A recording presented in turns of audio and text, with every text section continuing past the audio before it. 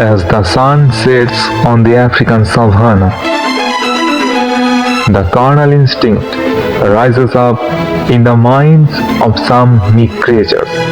A nomad adolescent Topi is desperate to manage his love vault, and he is successful on his mission.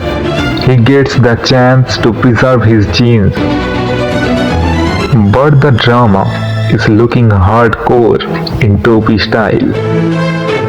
For several hours, the female will mate around 11 times,